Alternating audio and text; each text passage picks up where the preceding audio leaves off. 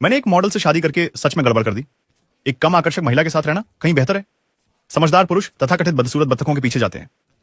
बात यह है कि रिश्ते मूल्य विनिमय के बारे में होते हैं। मैं आपको देता हूं, आप मुझे देते। एक दूसरे के लिए आपसी प्रयास।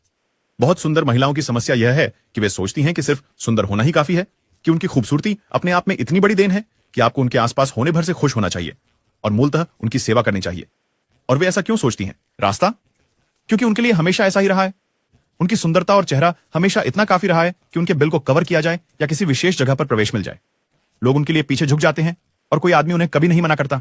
वे सब कुछ सिर्फ उपस्थित रहने और अस्तित्व में होने के लिए प्राप्त करने की आदत में होते हैं। ऐसी महिला से शादी करने का मुद्दा यह है, शुरू में आप मोहित हो जाते हैं, लेकिन कुछ समय बाद आप उसकी खूबसूरती के आदी हो जाते हैं और अचानक यह स्थिति जहां आप सब कुछ कर रहे होते हैं और दोनों की जिंदगी का बोझ उठा रहे होते हैं, जबकि वह सिर्फ सुंदर होने से आपका भुगतान कर रही होती है, अन्यायपूर्ण लगने लगती है। आप इसे पसंद करना बंद कर देते हैं और उसे लेकर खिन्न होने लगते हैं। फिर दूसरी समस्या होती है, कुछ वर्षों के बाद सुंदरता मुरझाने लगती है और वह एक कठिन कड़वे दौर में प्रवेश करती है, क्योंकि उसकी पूरी पहचान सुंदर होने पर बनी थी।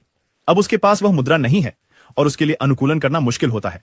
वह वास्तविक दुनिया में प्रवेश करने का विरोध करती है, जहां सब कुछ देना और लेना होता है, जहां लोग इसलिए देते हैं क्योंकि उन्हें बदले में कुछ मिलता है, न कि सिर्फ इसलिए कि कोई मौजूद है या उनकी शाही उपस्थिति से कमरे को आशीर्वाद देता है। एक पुरुष के रूप में आपके जीवन में जो सबसे अच्छी चीज हो सकती है, वह है एक बदसूरत बत्तख को खोजना।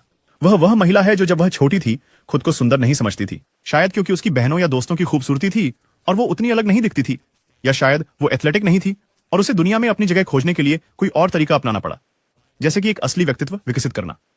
शायद वो समझदार है, पढ़ाई करना पसंद करती है, दयालु बनना सीखती है, अच्छी है, देखभाल करने वाली। और अगर आपको उसका संवेदनशील पहलू देखने का मौका मिलता है और वह उसे आपकी नजरों से देखना शुरू करती है, तो वह खिल उठती है।